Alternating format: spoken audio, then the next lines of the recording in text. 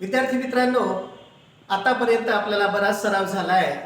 आपण यूट्यूबवरून दूरस्थ बसून सगळं शिक्षण घेतोय आणि मराठीच्या पाठ्यपुस्तकामध्ये विविध प्रकारच्या वृत्ती प्रवृत्तींमध्ये रंगलेलं माणसाचं जीवन आपण अतिशय जवळून बघतोय. याच जीवनाचं आणखी एक वेगळं रूप दाखवण्यासाठी एक आपल्या पाठामधली असलेली कविता अत्यंत मनाला स्पर्श करून जाणारी आहे आणि या कवितेचे कवी आहेत वसंत आबाजी डहाके. समुद्र कोंडून पडलाय शीर्षकामध्येच आपल्याला श्रीयुत वसंत आबाजी डहाके यांच्या विचारांचा एक वेगळा पैलू लक्षात येतो की समुद्र हा अथांग आहे, विशाल आहे आणि हा कोंडून कसा पडला. बरोबर आहे मित्रांनो, असे असंख्य प्रश्न आपल्या मनामध्ये निर्माण होतात आणि हे प्रश्न निर्माण करणे हीच तर खऱ्या साहित्यिकाची लेखणीची जादू असते. श्रोत्याला किंवा वाचकाला विचार प्रवण करणे, त्यातून त्याच्या जाणीवा प्रबुद्ध करणे हेच खऱ्या अर्थाने एका साहित्यिकाचं मोठेपण असतं.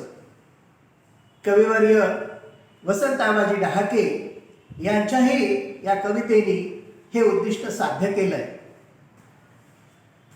वसंत आबाजी डहाके यांचा परिचय आपण जर बघायला गेलो तर ते एक सुप्रसिद्ध कवी आहेत, कादंबरीकार आहेत, समीक्षक आहेत, संपादक आहेत आणि एक अत्यंत चांगले चित्रकार देखील आहेत. मित्रांनो, यांच्या परिचयाचा हा इथे दिलेला लेखाजोखा जो आहे हा नुसतं वाचून भागणारा नाही, एक तरल भावनेचा माणूस, एक संवेदनशील माणूस म्हणून असलेली त्यांची ओळख ही सुद्धा अख्ख्या महाराष्ट्राला नव्हे मराठी माणसाला जपता येईल इतकं उत्कट त्यांचं व्यक्तिमत्व आहे. खरं तर एक ऋषितुल्य माणसाला भेटल्याचा मला आनंद होतो, कारण मी प्रत्यक्ष वसंत आबाजी डहाकेंना भेटलोय, त्यांच्याशी बोललोय, त्यांची चर्चा केलेली आहे आणि त्यांच्याशी चर्चा करत असताना, त्यांचे विचार ऐकत असताना असं वाटतं की सतत आपण ऐकत राहावं. अशा या ऋषितुल्य माणसाचा परिचय खरं तर या 4-2 ओळींमध्ये होणारा नाहीये. समीक्षक म्हणून सुद्धा कथेच्या बाबतीत वसंत आबाजी डहाकेंचं काम इतकं मोठं आहे की कथेच्या अंगाचा विचार करायचा झाला तरी त्यांच्या समीक्षेला टाळून पुढे जाता येत नाही. इतकं प्रगल्भ व्यक्तिमत्व आपल्या मराठी मनाला मिळालेलं आहे. आणि त्यांच्या कार्याचा आढावा जर घ्यायचो म्हटलं तर शालेय मराठी शब्दकोश, संक्षिप्त मराठी वाङ्मय कोश, वाङ्मयीन संज्ञा संकल्पना कोश यांचं संपादन देखील त्यांनी केलंय. या कार्याची दखल घेऊन महाराष्ट्र शासनाने किंवा साहित्य अकादमीने, म्हणजे साहित्य अकादमी आणि महाराष्ट्र राज्य यांच्या पुरस्काराने सुद्धा त्यांना सन्मानित केल्या गेलेलं आहे. कविता संग्रह असतील, कादंबरी असेल, समीक्षा ग्रंथ असतील, ललित लेखन असेल इत्यादी ग्रंथ संपदा त्यांची जर पाहिली तर ही आपल्याला अवाक होऊन आपण बघत असतो की ही माणसं लिहितात कशी. ही माणसं लिहितात म्हणजे अतिशय जागरूकतेने समाजाकडे बघत असतात, समाजाच्या वेदना आपल्या शब्दांमध्ये बद्ध करत असतात आणि म्हणून वसंत आबाजी डहाके यांचं नाव अतिशय आदराने मराठी वाङ्मयामध्ये घेतलं जातं. आता ह्या कवितेमध्ये जी कविता आपण म्हणतोय की समुद्र कोंडून पडलाय याची मध्यवर्ती संकल्पना काय आहे तर महानगरीय जीवनात होणारी घुसमट आणि माणसांचे नगण्यत्व दर्शवणारी ही कविता आहे. अत्यंत प्रभावीपणे ही या सगळ्या दयनीय अवस्थेवर प्रकाश टाकण्याचं काम करते.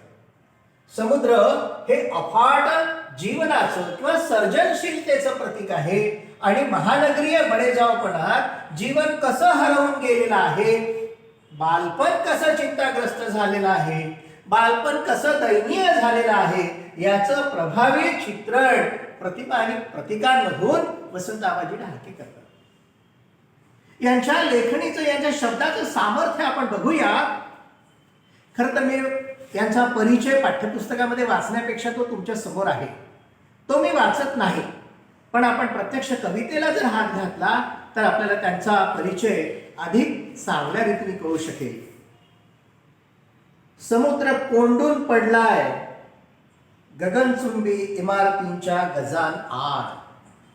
समुद्र कोंडून पडलाय गगनचुंबी इमारतींच्या गजा आड. तो संत्रस्त वाटतो संध्याकाळी. पिंजारलेली दाढी झिंज्या हताशपणे पाहत असतो समोरच्या 32व्या मजल्यावरील मुलांकडे. मित्रांनो, असं वाटतं की हे गद्य आहे, पण ही मुक्तछंदातली असलेली कविता माणसाच्या जीवनाकडे बघा कशा पद्धतीने पाहतेय की समुद्र आहे म्हणजे महानगरांमध्ये तुम्ही जर गेलात, अगदी मुंबईचं चित्र तुम्ही डोळ्यासमोर आणलं, लंडनचं चित्र डोळ्यासमोर आणलं, जी समुद्र किनाऱ्यावर मोठी मोठी शहरं आहेत, त्या कोणत्याही शहरांचं चित्र डोळ्यासमोर आणलं तर असं लक्षात येतं की समुद्र आणि त्याला मागे हटवून किंवा त्याच्या काठांपर्यंत जाऊन माणसांनी केलेल्या वस्त्या. नुसतंच वस्ती केली नाही तर त्या इमारतींचे मजले वाढत गेले, आर्थिक सुबत्ता वाढत गेली. पण आर्थिक सुबत्तेसोबत माणसाचं जीवन मात्र उंचावलेलं नाही. ते अधिकाधिक खुजं होत गेलेलं आहे, ते बंदिस्त होत गेलेलं आहे. म्हणून बिल्डिंगच्या आतमधून, इमारतीच्या आतमधून, त्या खोलीमधून तो मुलगा जेव्हा समुद्राकडे बघतो तेव्हा त्या खिडकींचे गज जे आहेत त्या गजांच्या आड समुद्र बंदिस्त झालाय असं कवी सांगतात. समुद्र कोंडून पडलाय गगनचुंबी इमारतींच्या गजात आड. तो संत्रस्त वाटतो संध्याकाळी. पहा आता तो कसा वाटतो, त्रस्त झालेला आहे, संत्रस्त झालेला आहे, त्याला उभं आलेला आहे. त्रस्त आपण केव्हा होतो, जेव्हा मनस्वी चीड येते, जेव्हा आपल्या मनासारखं कुठेही आपल्याला दिसत नाही तेव्हा मात्र आपण चिडतो. हा समुद्र सुद्धा असा चिडलाय. काय येते त्याला चीड, पिंजारलेली दाढी झिंज्या हताशपणे पाहत असतो समोरच्या 32व्या मजल्यावरील मुलांकडे, ज्यांचं बालपण उंचच उंच पण अरुंद झालंय. काय बघतो तो, 32व्या मजल्यावर असलेला तो मुलगा खिडकीच्या आत बंदिस्त आहे. शीर्षक आहे की समुद्र बंदिस्त झाला. समुद्र बंदिस्त नाही झाला, ते तर निखळ जीवन आहे. पण माणसाचं आयुष्य या 4 भिंतींच्या आतमध्ये बंदिस्त झालंय. आणि हे सगळं पाहिल्यानंतर त्या समुद्राला हताशता येते.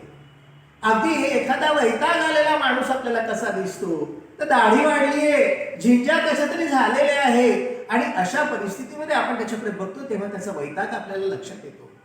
हा वैताग, हा त्रागा, ही त्रस्तता ही समुद्राची झालेली आहे. समुद्राला माणसाचं रूप दिलंय. आपण सगळे इंग्रजी सुद्धा अभ्यास करता. इंग्रजीमध्ये आपल्याला एक फिगर ऑफ स्पीच आहे, ज्याला आपण अलंकार म्हणतो. त्याच्यामध्ये पर्सॉनिफिकेशन आहे. पर्सॉनिफिकेशन म्हणजे काय की निर्जीव गोष्टीला माणसाची उपमा दिली. इथे सुद्धा या कवीनी या समुद्राला माणसाची उपमा दिली, संवेदनशील माणसाची उपमा दिली. आणि मग हा संवेदनशील माणूस हे सगळं बघितल्यानंतर त्रस्त झालेला आहे. म्हणून त्याच्या झिंज्या आणि त्याची दाढी आपल्याला त्या प्रतिकात्मकतेतून त्याचा या जीवनाकडे पाहण्याचा दृष्टिकोन आणि या परिस्थितीमुळे आलेला त्याचा त्रागा लक्षात येतो. समुद्र कोंडून पडलाय गगनचुंबी इमारतींच्या गजात आड. तो संत्रस्त वाटतो संध्याकाळी. पिंजारलेली दाढी झिंज्या हताशपणे पाहत असतो समोरच्या 32व्या मजल्यावरील मुलांकडे, ज्यांचं बालपण उंचच उंच पण अरुंद झालंय आणि त्याची त्याला कल्पनाच नाही. मुलं आत अडकून पडली, पण मुलांना याची कल्पनाच नाही हो की आपण काय जगतोय की काय हे पण माहित नाही. समुद्राच्या डोळ्यात थकव्यांचं आभाळ उतरत येतं. पहा आता हे सगळं पाहिल्यानंतर हा उद्विग्नतेमुळे थकवा आलेला आहे आणि हे डोळ्यातून त्याच्या जाणवतंय.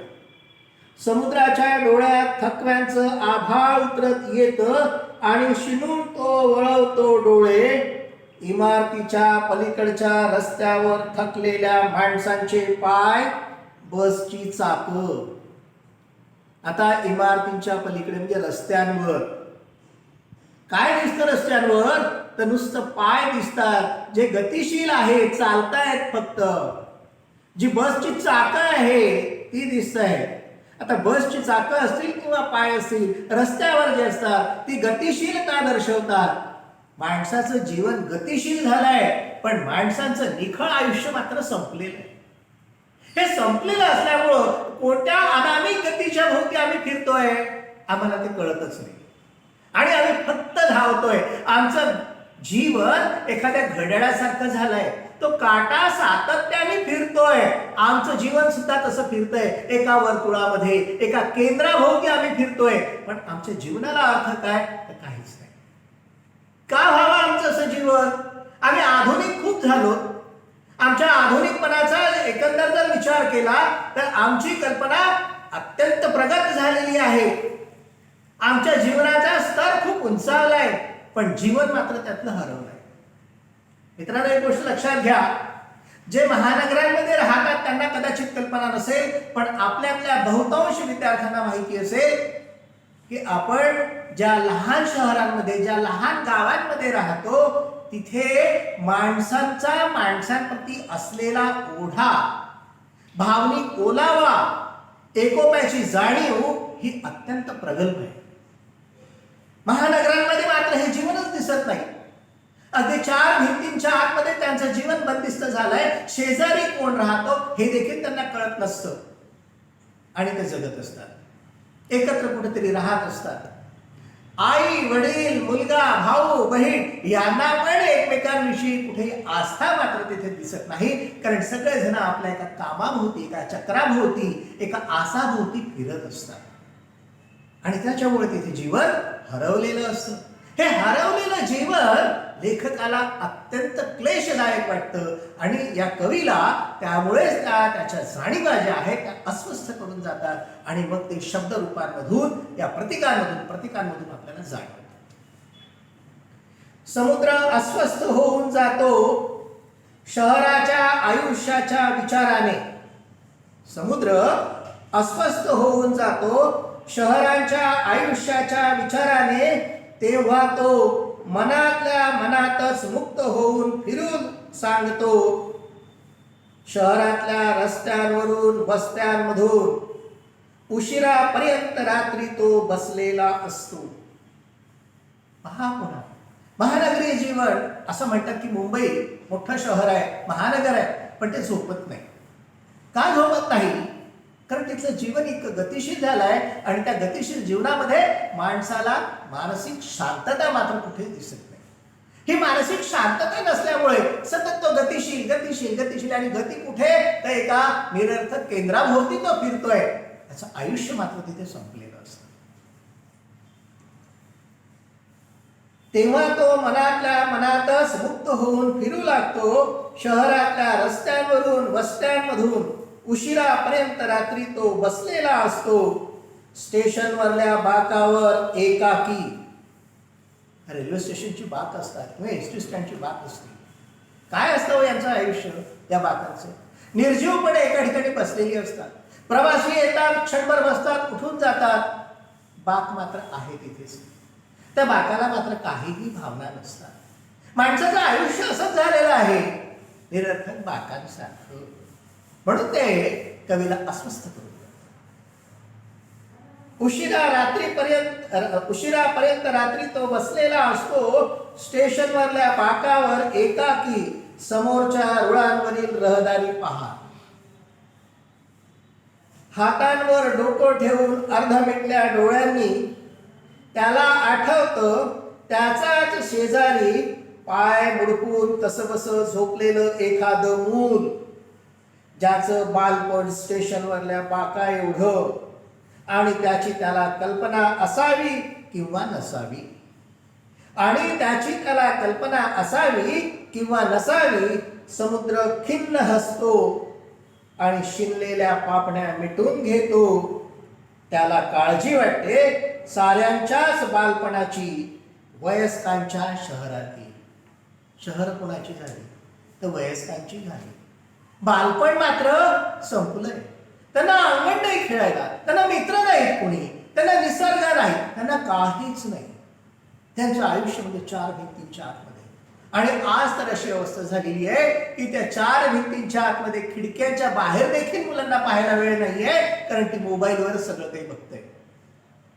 हे बंदिस्त झालेलं जीवन जे आहे ना, हे या कवीला अस्वस्थ करून जातं. आणि म्हणून मग ज्या समुद्राला आपण एक अतिशय काय म्हणूया की सर्जनशीलता, जिवंतपणा, नवनवोन्मेषशालिनी असं जे जीवन असायला पाहिजे, नवीनतेचा ध्यास जिथे असायला पाहिजे, तो मात्र उभं त्या ठिकाणी आलेला आहे आणि एका वर्तुळामध्ये ते बंदिस्त झालेलं आहे. त्याच्या बाहेर मात्र त्यांना आयुष्यच म्हणून उरलेलं नाही. अशा या चिंताग्रस्त आयुष्याबद्दल बोलत असताना कवीने अत्यंत उत्कट शब्दांमध्ये ही कविता आपल्यासमोर मांडलेली आहे. तुम्हाला ती आवडली असेल मला माहिती आहे, त्याचा अर्थ देखील समजला असेल, कारण आपण सगळे बहुतांश म्हणजे 80% लोक हे साध्या शहरांमध्ये किंवा ग्रामीण भागांमध्ये बसणारे आहोत. पण महानगरांमधल्या शहरांमध्ये ज्याला आपण फ्लॅट संस्कृती म्हणतो, त्या फ्लॅट संस्कृतीमधला माणूस मात्र फ्लॅट झालेला आहे. त्याला आयुष्य उरलेलं नाही हो. आणि या आयुष्याची ही अगतिकता कवीला अस्वस्थ करते. ती तुम्हाला सुद्धा अस्वस्थ करेल, ती मला सुद्धा अस्वस्थ करते, कारण त्यातला माणूस नावाचा जो घटक आहे, हे माणूस पण जे आहे हे मात्र संपलेलं आहे. ह्या माणूसपणाला जपलं पाहिजे. हा भावनिक ओलावा हा कुठेतरी जपला पाहिजे. एक तुम्हाला उत्तम उदाहरण सांगेल की तुम्ही ज्या ग्रामीण भागामध्ये राहत असाल, ज्या खेड्यात राहत असाल, ज्या वस्तीत राहत असाल, त्या वस्तीत जर तुम्ही एखादा माणूस वारला असेल तर त्या दिवशी त्या गावामध्ये जर एखादा दुसऱ्या ठिकाणी उत्सव असेल तर तो साजरा केला जात नाही. ही आहे भावनिक एकात्मतेची जाणीव. ही मात्र इथे कुठेही आपल्याला दिसत नाही आणि त्यामुळेच तिथला माणूस पण मात्र हरवलेला आहे. तिथे त्या अगदी शेजारी कोण राहतं माहिती नसतं. कुटुंबातली माणसं सुद्धा एकमेकांना आठवड्यातील एखाद्या दिवशी, सुट्टीच्या दिवशी बघतात, तोपर्यंत ते पण दिसत नाही, कारण प्रत्येकाचं आयुष्य हे घड्याळाच्या काट्यासारखं फिरत असतं. आणि म्हणून मग अशा वेळी कवी नाईलाजाने म्हणतोय की समुद्र हा कोंडून पडलेला आहे. त्या पाठ्यपुस्तकामध्ये असलेली ही कविता रसग्रहणाच्या दृष्टीने मित्रांनो तयार करून ठेवा. मला खात्री आहे की या परीक्षेमध्ये, त्या परीक्षेमध्ये आपल्याला 6 कविता अभ्यासायच्या आहेत. 6 पैकी 5 कवितांवर तुम्हाला कुठेतरी प्रश्न दिसतील किंवा रसग्रहण लिहावं लागेल. त्यामध्ये एक कविता ही असेल, अगदी खात्रीपूर्वक सांगतो. म्हणून आपण एक गोष्ट लक्षात ठेवा की या कवितेला अत्यंत बारकाईने अभ्यासा. इथे दिलेले सगळे मुद्दे नीट लक्षात ठेवा, लिहून काढा. निश्चित तुम्हाला खूप फायदा होईल या गोष्टीचा. आणि आता रसग्रहणासाठी जेव्हा आपण विचार करतो तेव्हा सरळ तिथे आपण लिहू शकता की समुद्र कोंडून पडलाय ही कविता वसंत आबाजी डहाके यांनी रचनाबद्ध केलेली असून या कवितेमध्ये महानगरीय जीवनाचं चित्रण करत असताना कवीनी कवितेमध्ये कुठेही बंदिस्तपणा न ठेवता मुक्त छंदामध्ये ती कविता लिहिलेली आहे. अशा प्रकारची रचना तुम्हाला कुठल्याही मार्गदर्शिकेमध्ये मिळणार नाही. ती तुम्हाला स्वतःची निर्माण करावी लागेल, कारण जीवन जर मुक्त पाहिजे असेल तर रचना बंध नकोय, रचना सुद्धा मुक्त असली पाहिजे. आणि म्हणून वसंत आबाजी डहाकेंनी अत्यंत जाणीवपूर्वक, काळजीपूर्वक त्यांनी या ठिकाणी मुक्त छंद निवडलेला आहे. मुक्त छंदामधली ही कविता मनाला स्पर्श करून जाते. या कवितेमध्ये ज्या कृती दिलेल्या आहेत या कृतींवर आपण एकदा लक्ष देऊया. उंचच उंच पण अरुंद बालपण म्हणजे काय तर इमारती उंच झाल्या पण माणसाचं जीवन खुज झालेलं आहे, बंदिस्त झालं आहे. 4 भिंतीच्या आतमध्ये तो बंदिस्त झालेला आहे. आणि म्हणून कवीला असं वाटतं की अरुंद बालपण झालं, कारण मुक्तपणे त्याला जीवन जगताच येत नाही. त्यानंतर डोळ्यात उतरलेलं थकव्यांचं आभार. का म्हणून थकवा आलाय? कारण उद्विग्नता येते. दिवसभर कुठल्या तरी गोष्टीची आपण अपेक्षा करून त्याची पूर्तता होत नाही, तेव्हा मानसिक त्रागा निर्माण होतो, थकवा येतो. आणि त्या थकव्यातून मग माणूस थकलेल्या डोळ्यांनी जेव्हा बघतो तेव्हा ते औदासीन्य असतं. ते औदासीन्य त्या ठिकाणी म्हणजेच पुन्हा हतबलता या ठिकाणी आपल्याला दर्शवलेली आहे. स्टेशनवरल्या बाका एवढं मुलांचं बालपण. काय असतं त्या मुलांचं बालपण? काहीही नसतं. स्टेशन तुम्हाला माहिती आहे, रेल्वे स्टेशन असेल, बस स्टँड असेल, इथली मुलं नुसतंच वाढत असतात, त्यांना काहीही आयुष्य नसतं. कुठेतरी दिवसभर भटकत असतात, संध्याकाळी तिथे झोपतात, पुन्हा सकाळी उठतात. पुन्हा त्यांचं हे जे जीवन आहे हे सुद्धा करपलेलं जीवन आहे, हे दडपलेलं जीवन आहे, बंदिस्त जीवन आहे. त्या जीवनाला सुद्धा मुक्त म्हणता येत नाही. आणि त्यामुळे त्यांनी अशा प्रकारच्या उपमांमधून, प्रतीकांमधून ही कविता व्यक्त केली. आता आपल्याला पुढचं एक कृती या ठिकाणी बघायची आहे, ती म्हणजे कारणे लिहा. कवीला समुद्र संत्रस्त वाटतो. इथे बघा मी कारण दिलेलं आहे. कवीला समुद्र संत्रस्त वाटतो किंवा संन्यस्त वाटतो, कारण तो गगनचुंबी इमारतींच्या गजाआड कोंडून पडलाय. का संत्रस्त वाटतो? कारण मुक्तपणा तिथे राहिलेलाच नाहीये. दुसरी कृती आहे समुद्र अस्वस्थ होतो. कारण समुद्र अस्वस्थ वाटतो किंवा अस्वस्थ दिसतो, कारण तो घुसमटलेल्या शहरांच्या आयुष्यांचा चिंताग्रस्त होऊन विचार करतो. कारण त्याला विचार करण्याशिवाय दुसरा पर्याय नाही. तिसरा भाग येतो समुद्र शिणून जातो. कारण काय आहे? त्याला शहरातल्या सगळ्यांच्याच बालपणाची व वयस्कांची खूप काळजी वाटते.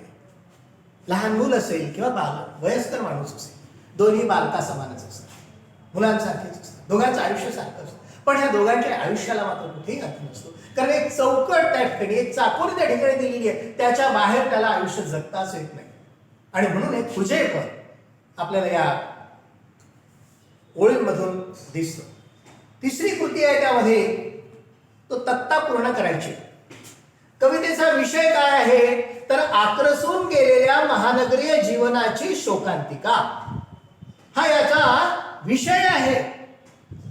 आणि कवितेची मध्यवर्ती कल्पना काय आहे तर महानगरीय जीवनाची घुसमट, माणसांचे नगण्यत्व. हे नगण्यत्व लक्षात घ्या. माणसाची गणनाच नाहीये तिथे, माणूस म्हणून माणसाला काहीच नाही अर्थ. माणसाचे नगण्यत्व व खुजेपण माहिती आहे तुम्हाला. एखादं झाड जे असतं ते मनासारखं वाढलं तेव्हा मोकळं वाढतं निसर्गामध्ये. परंतु बॉन्साय नावाचा जो प्रकार आपण आणलेला आहे, महानगरांमध्ये हा प्रकार खूप दिसतो. कारण त्यांना निसर्ग जवळ जायचं असतं, निसर्ग त्यांच्या जवळ येऊ शकत नाही. आणि मग ते काय करतात की खुजी झाडं करतात, छोटी छोटी.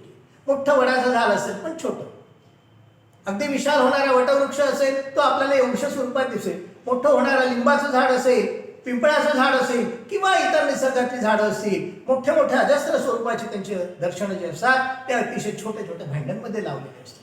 माणसाचं खुजेपण सुद्धा असंच.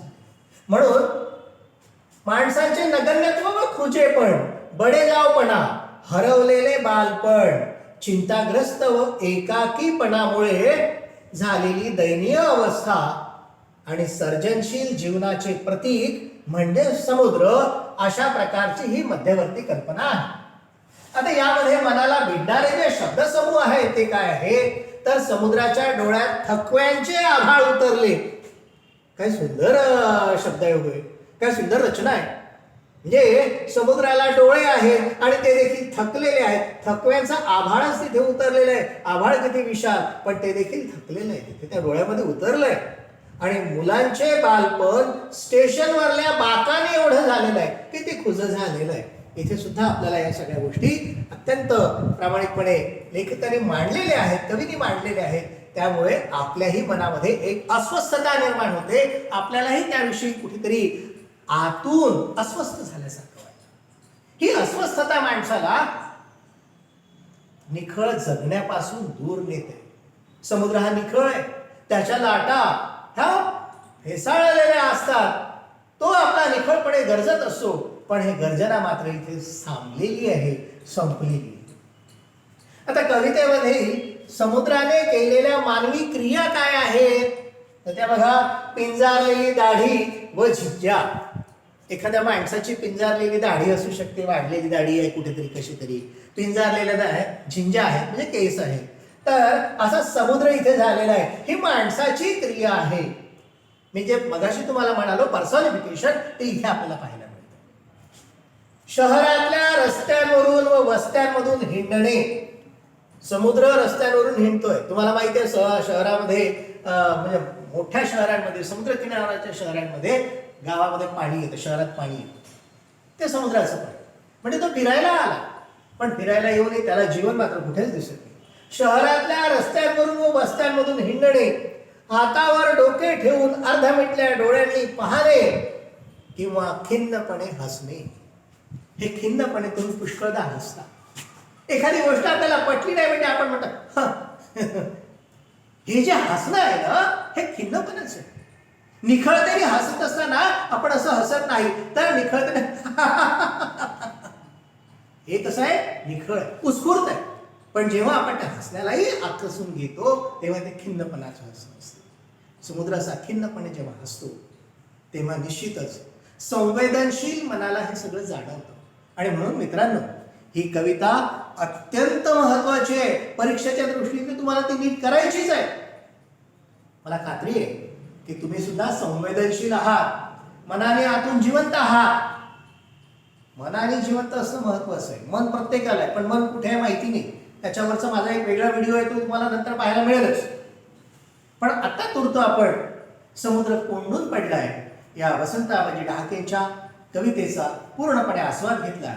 त्यामध्ये असलेल्या एकंदर कृतींचा सुद्धा आस्वाद घेतला. जो स्वाध्याय दिलाय तो आपण पाहिलाय. रसग्रहणासाठी आतापर्यंत मी जे विश्लेषण केलं हे आणि मुक्त छंदामध्ये का त्यांनी लिहिली असावी याबद्दलचे तुमचे विचार तुम्ही लिहू शकलात तर निश्चितच तुम्हाला सर्वसामान्य विद्यार्थ्यांपेक्षा अधिक गुण मिळतील याची मला खात्री आहे. जर तुम्हाला हा व्हिडिओ आवडला असेल तर नेहमीप्रमाणे आपल्या मित्रांना हा पाठवा, त्यांनाही याचा उपयोग होईल. आणि हो, सबस्क्राईब बटन दाबायला विसरू नका आणि आयकॉन बटन सुद्धा दाबा, म्हणजे पुन्हा नव्या व्हिडिओसह तुम्हाला ते नोटिफिकेशन मिळतील. या ठिकाणी आपण थांबतोय. पुढच्या भागात पुन्हा भेटू.